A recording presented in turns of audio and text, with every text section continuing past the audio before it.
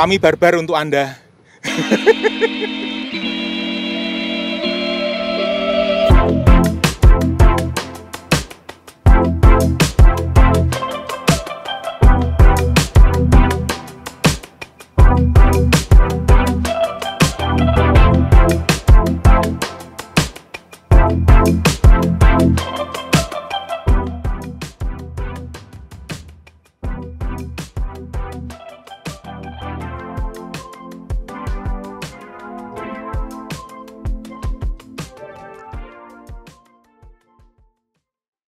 Halo YouTuber, oke ini siang hari ini kita udah ada di Donorejo, tepatnya di Kopi Semi. Kita bersama sekarang duduk dengan Bapak siapa Pak? Supangat. Bapak Supangat. Bapak Supangat ini yang punya Kopi Semi ini gitu Pak? Iya. Pak Pangat, sejarahnya Kopi Semi itu dulu berdirinya tahun berapa sih Pak? Mulai adanya itu tahun berapa sih Pak? Ya, mungkin sekelumit cerita tentang Kopi Semi. Iya. Kita itu cerita Kopi Semi itu kenapa kok itu namanya Kopi Semi. Nah, Kopi Semi itu saya angkat dari cerita keluarga, karena untuk di keluarga itu saya untuk nyari apa ya namanya cerita-cerita itu masih dalam lingkungan keluarga. Ya, dari Mbah Semi sendiri waktu itu sekitar tahun 43 itu Mbah Semi diangkat menjadi Kami Tuwo. Kami Tuwo itu kepala dusun. Kepala dusun waktu itu. Waktu Mbah Semi itu seorang petani. Petani kopi semua. Jadi diantaranya itu kopi. Nah, kopi sendiri itu dan itu penggerak kopi waktu itu. Kopi itu namanya mungkin ada kopi bahasanya itu kopi punggel. Waktu itu masih kopi itu kopi liar. Kopi liar itu dengan maksud Mbah Semi itu supaya untuk metik berikutnya itu biar nggak terlalu tinggi gitu loh. Nah, terus dipotong ujungnya supaya nanti tumbuhnya itu ke samping bukan ke atas. Karena untuk kopi itu semakin gede dan kopi itu tidak ada umurnya itu, jadi selalu terus tumbuh, tapi maunya tinggi supaya nggak tinggi, jadi dipangkas atasnya. Nah, waktu itu kebetulan Mbah Semi sendiri sudah almarhum, udah meninggal. Mbah Muji, terus diteruskan dengan anak keduanya, Mbah Mujiwiono. Mujiwiono itu waktu itu dari Mbah Semi dulu ditinggali namanya kelompok tani sadar. Mungkin waktu itu zaman dulu itu untuk menyadarkan orang, ayo loh kita bertani yang sesungguhnya itu ya banyak kendalanya, tapi dilakukan sendiri, dilakukan dengan warga, dilakukan supaya penghasilan kopi itu ada. Terus dengan berjalannya waktu itu kan setelah berhasil kopi itu berbuah terus diteruskan sama Pak Mujiwiono. Pak Mujiwiono dari keturunan kedua lah ibaratnya. Lah di situ dulu membentuk kelompok tani bangun. Kelompok tani bangun. Ya, setelah kelompok tani bangun itu Mbah Muji udah meninggal nih.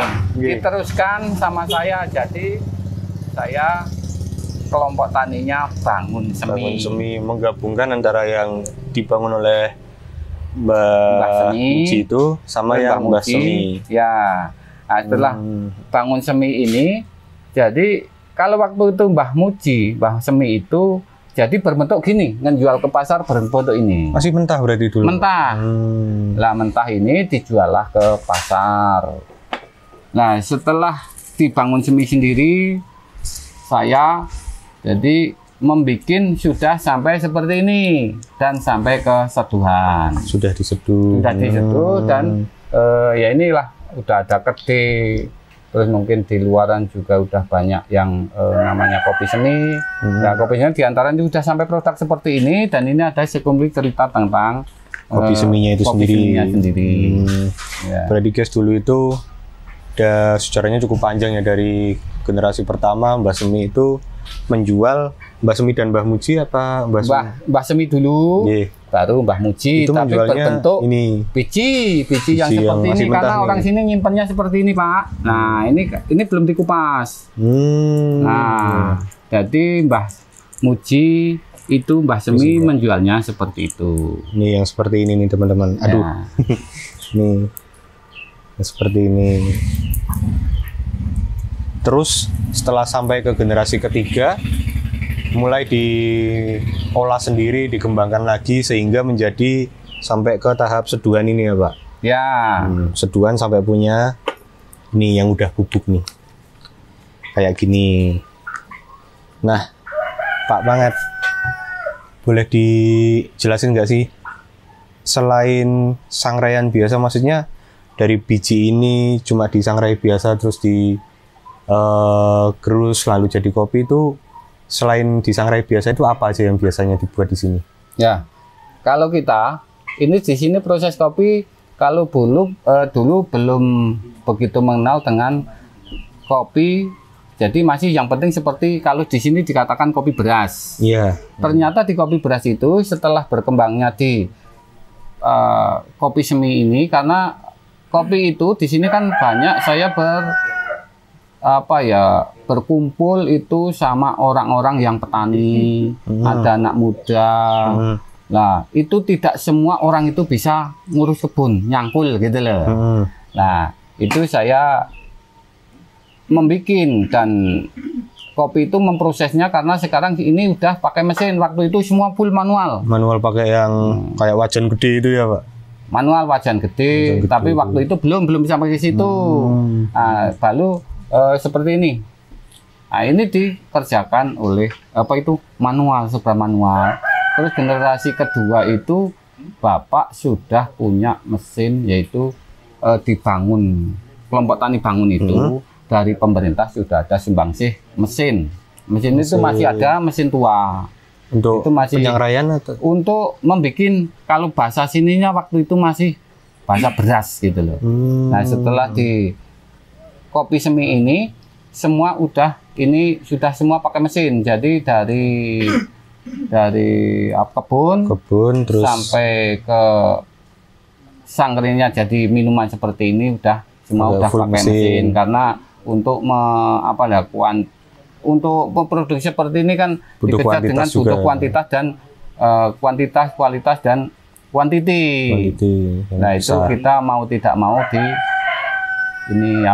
pakai mesin, dan mesin kebetulan juga ada uluran tangan lah dari fasilitas negara, itu sebagian dibantu sampai dengan produksi seperti ini. Nah, setelah saya juga terjun di kopi, ternyata kopi ini kalau yang kita lakukan di sini ada full wash, ada semi wash, ada honey, terus ada yang wine. Nah, ya wine ini yang seperti ini baunya rada nyengat sedikit, ini fermented sebenarnya itu. Kita mulai dari yang wine ya Pak. Ya. Untuk yang wine ini prosesnya itu dia menjadi tipe yang biji kopi wine itu gimana Pak? Ya, bijinya sebenarnya sama. Nah, di sini kan lebih banyak itu robusta. Nah, robusta itu di sini arabikanya juga punya, cuman nggak sertifikan karena orang dulu itu saya diwarisi apa sih kenapa ke robusta tidak langsung. Kenapa robusta, yaitu kayak kopi yang di belakang kita itu yang penting dompolannya banyak, buahnya banyak itu loh. Nah, untuk itu makanya yang di desa sini banyak berkembang di robustanya. Dari robusta dibikin wine itu hanya beda proses dan kopinya sama. Prosesnya apa aja Pak? Mulai dari dia diolah terus dikupasin ininya. Ya, kalau itu kopi itu kita petik yang merah. Yang wine tadi, kopi itu yang merah. Nah, nanti kita disortasi mana itu pakai air, media air kayak di sini. Jadi kopi yang kalau di sini namanya aus itu bukan aus luntur, itu aus itu apa berisi. Nah, nanti kalau media air itu kan jadi kopi yang berisi itu ada di dalam, di bawah. Nah, itu yang atasnya itu kita buang, di proses beda. Nah, itu kita ambillah yang itu. Yang di bawah nanti sortasi lagi, bentuk dengan besar kecilnya. Setelah itu ketemu itu kan semua udah merah semua. Setelah merah nanti diambil biji-biji yang padat, yang buahnya bagus. Nah itu kita fermented mulai dari itu sari air itu dikeringkan sedikit, ya nggak kering lah, itu ibaratnya supaya kadar airnya aja nggak begitu kelihatan basah. Itu yang di sini kita lakukan yaitu dimasukkan ke dalam kedap udara. Jadi kayak difermentasi. Fermentasi berwujud masih kulit merah itu. Ya, itu kalau di sini yang kita lakukan ini itu kita butuh misalnya 5 hari. 5 hari itu kita ditutup di kedap udara itu. Nah, setelah 5 hari, hari ke-6-nya itu kita buka selama panas tapi tidak langsung ke terik matahari. Yang penting agak panas itu sekitar kurang lebih 2 jam. Setelah 2 jam, hari ke-7-nya 5 hari lagi kita masukkan ke kedap udara lagi. Setelah kedap udara itu kita ulang-ulang sampai antara 4 sampai 5 kali. Proses fermentasi itu berarti diulang-ulang terus? Ya, 5 hari, 5 hari, 5 hari gitu. Tapi hari yang untuk pembukaan yang tadi diangin-anginkan lah bahasa sini itu cukup 2 jam. Nah, setelah 2 jam itu nanti hari terakhir itu dijemur. Ya. Dijemur bentuk gelondongan itu sampai kering. Sampai sekering-keringnya, benar-benar kering. Kalau sudah benar-benar baru kita masukkan ke mesin huler dulu, jadi kupas kulit. Nah, setelah kupas kulit, ini kita jadi bentuknya seperti ini. Ini udah kupasan seperti ini. Ini namanya mesin huler. Nah, setelah dihuler, nanti kita proses baru. Kita punya nggak langsung diproses lah, kita nunggu antara 2 sampai berapa minggu lah, baru kita nanti kita sangre. Nah, kita sangre itu ke bahasa ini ya roasting ya. Ya, setelah di roasting baru kita buat dikonsumsi gitu.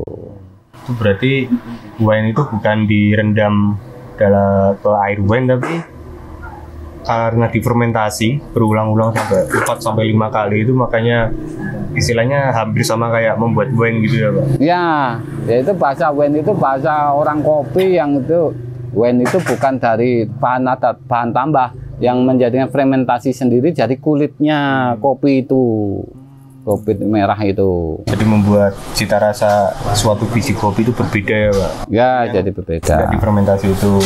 Ya. Menarik ini Pak. Ya. Itu ada yang honey nih Pak. Kalau yang tadi wine itu kan berarti difermentasi pakai air biasa. Nah, kalau yang honey itu gimana itu Pak? Honey prosesnya sama. Jadi honey itu kalau tadi air itu maksudnya hanya untuk apa ya?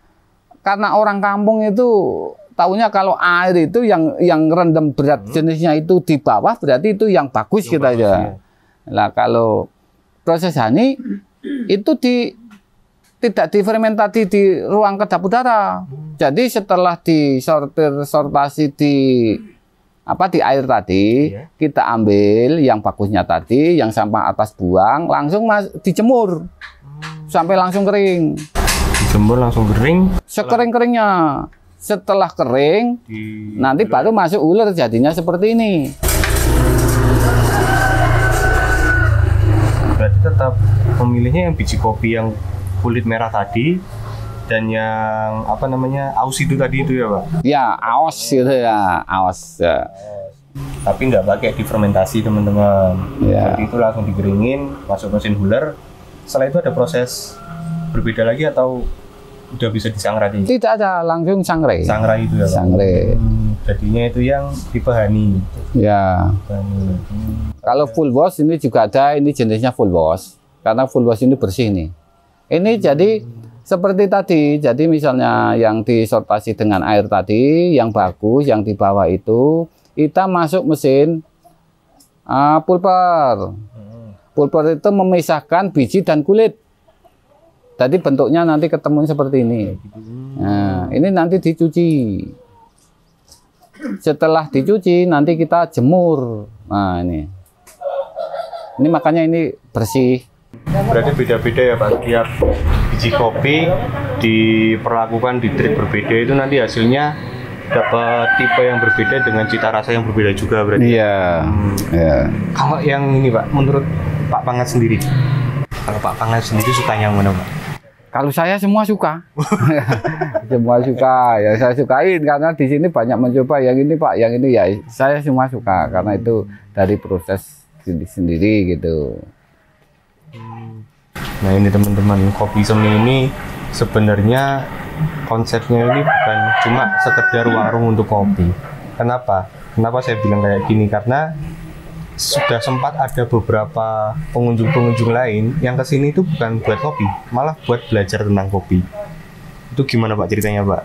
Ya. Bisa sampai ada orang kesini belajar kopi sama Pak Pangat ini. Ya kalau untuk belajar kopi sendiri saya kadang di sini ada tamu-tamu yang menggunakan misalnya studi banding, ada yang wisata, terus kadang tamu yang dari luar daerah, luar kota, dan bahkan ada yang dari luar negeri. Nah itu kalau saya dibilang untuk belajar kopi itu saya belum arahnya ya nggak sebetulnya itu terlalu tinggi bahasanya orang tani gitu loh. Jadi kita sharing tentang kopi aja, sharing apa yang dilakukan di sini karena saya di sini juga banyak petani karena tidak apa ya di petani sendiri itu ada yang muda, ada yang orang tua, ada yang berbagai kalangan lah. Di situ mau belajar, kita sharing mau kemana, mungkin ada yang petaninya mungkin dimulai dari tanam bibit sampai dengan ini, tahu itu terlalu panjang itu. Jadi nanti kita kadang ngambilnya suku-suku mana, dan ini juga ada anak-anak dari apa ya dari sekolah dini lah ibaratnya dari sebelum TK itu apa itu PAUD. Jadi PAUD itu nah itu kadang ada yang pengen mengenalkan. Tadi di sini di ketinggian 730 sampai 830 itu di sini itu emanglah ketinggian itu untuk kopi itu mungkin kalau untuk robusta ini sangat cocok. Tapi untuk arabikanya itu kenapa kok tidak di besar-besaran di sini ditanam itu? Satu karena buahnya sedikit, keduanya udah apa ya teori itu udah kadang ini nggak cocok ini kalau nggak ketinggian 2000 gitu loh. Jadi dari sini dengan berdasarkan pengalaman di sini ki apa ya kelihatan ini ketinggian baru segitu, tapi dinginnya itu malah kayak hampir sama yang 2000 karena di sini juga udah selimut kabut ini. Ini pas kebetulan aja ini posisinya panas dan ini terang ini. Mungkin terang tertinggi, panas tertinggi ini karena ini biasanya ini berkabut. Jadi di sini dengan mungkin ya itu apa tanah berkapur apa gimana lah di sini itu, terus dinginnya luar biasa. Mungkin tesnya kopi itu ya ada spesialnya untuk rasa gitu. Sini sendiri. Ya. Ini juga kita mengingat di Desa Donorejo ini masuk Kali Gesing ini kan punya potensi wisata yang banyak ya Pak? Iya. Banyak sekali. Pernah nggak sih Pak kepikiran kalau gimana kalau kita buat wisata entah itu edukasi tentang kopi tapi juga dibarengi ke destinasi wisata alam yang ada di sini ya. Itu juga impian saya. Tapi saya itu loh barangkali dari teman-teman dari tamu itu ada rekan-rekan pendukung itu yang saya tunggu sumbangsih saran karena di sini antara pertanian, pariwisata dan budaya. Pengen saya oplos itu. Jadi kolaborasi itu loh. Nah, impian saya seperti itu tapi dengan impian anak desa yang gitu notabene seorang petani itu kalau tidak ada supporting dari luar, jadi ya kurang gitu loh. Karena keterbatasan untuk kita itu ketemu sama siapa untuk cari ilmu yang lebih ini, jadi kurang ya. Apa ya channel untuk umumnya itu memang nggak bisa dilakukan sendiri ya Pak. Iya. Kita kepengen mengkolaborasikan 3 aspek budaya, pertanian dan juga wisata. Tapi kita juga pengen berkolaborasi sama orang yang bisa menjangkau luar itu. Ya. Luar itu. Nah ini teman-teman mungkin teman-teman Sumber Alam kepengen nih jalan-jalan ke sini, kepingin belajar tentang kopi mungkin bisa ya Pak? Yo, bisa nggak bisa. Kita buat paketnya itu Pak, gimana Pak? Wah ya, saya setuju itu. Jadi paketnya bisa nanti paket rada gede, apa paketnya yang kecil-kecil juga monggo. Jadi silakan 1 orang, 2 orang, yuk kita diskusi gitu kan. Kita bisa karena di sini juga kita punya sertifikat P4S yang dari Ciawi itu nanti kita berhak untuk edukasi dan di situ juga kita juga punya materi-materi dari kopi itu ya dari apa itu sumbangsih dari ilmu-ilmu teman-teman yang sayang sama orang sini pencinta kopi gitu lah. Ya. Nah oke teman-teman, jadi kalian tunggu aja nih Sumber Alam dan Kopi Semi ini bakalan berkolaborasi gimana nanti menghadirkan wisata sekaligus edukasi. Kalian bisa belajar kopi di sini di tempatnya langsung, di yang ada perkebunannya ini, di asal kopi itu tumbuh dan juga nanti liburan ke destinasi wisata yang belum banyak orang tahu. Pokoknya bagus ini di sini nih. Oke, sekian dulu ini Pak obrolan kita hari ini. Tetap sehat, tetap semangat dan tetap bermanfaat. Amin. Di sini ini. Iya. Ayo kita ngopi dulu. Ya.